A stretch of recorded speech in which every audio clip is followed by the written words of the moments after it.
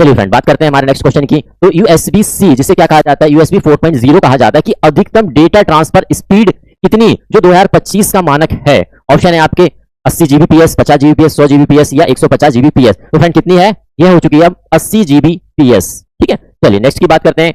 Motherboard पर लगा वह कौन सा छोटा सेल है जो कंप्यूटर बंद होने पर भी बायोस सेटिंग और समय को सुरक्षित रखता है। देखिए आपने देखा होगा यदि कंप्यूटर को, ये मदरबोर्ड को फिजिकली देखा है तो उस मदरबोर्ड में सेल लगाया जाता है, उस सेल के बारे में पूछा गया है। ऑप्शन है आपके आईसी, सीमोस बैटरी, कैपेसिटर या रोम।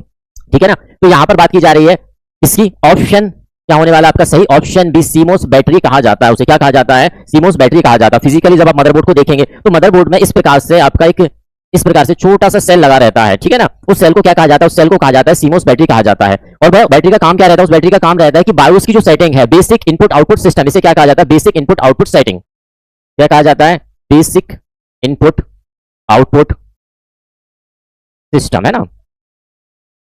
इसकी पूरी भी जो सेटिंग है उस पूरी सेटिंग को वह सेव रखता है। जैसे आपने देखा हो कई बार आप सिस्टम ऑन करते हैं, यदि सीमोस की बैटरी खत्म हो चुकी हो तो भाई आप देखा एक नीला कलर का डिस्प्ले आपके सामने अक्सर मिलता है, और वही नीला जो डिस्प्ले रहता है उसमें ऊपर लिखा हुआ रहता है बायोस सिस्टम या बायोस सेटिंग लिखी रहती है। तो वही हमारे कंप्यूटर के अंदर रैम का टेम्परेचर है, कंप्यूटर की स्पीड है, डे टाइम, बहुत सारी बायोस की हमारे इनपुट कितने कनेक्ट हैं, आउटपुट कितने कनेक्ट, वो सारी सेटिंग हमारी क्या कहलाती है, बायोस सेटिंग कहलाती है। उसका सुरक्षित रखने का काम किसके द्वारा किया जाता है फ्रेंड, यह किया जाता है सीमोस बैटरी के माध्यम से किया जाता है। चलिए आगे चलते हैं हम।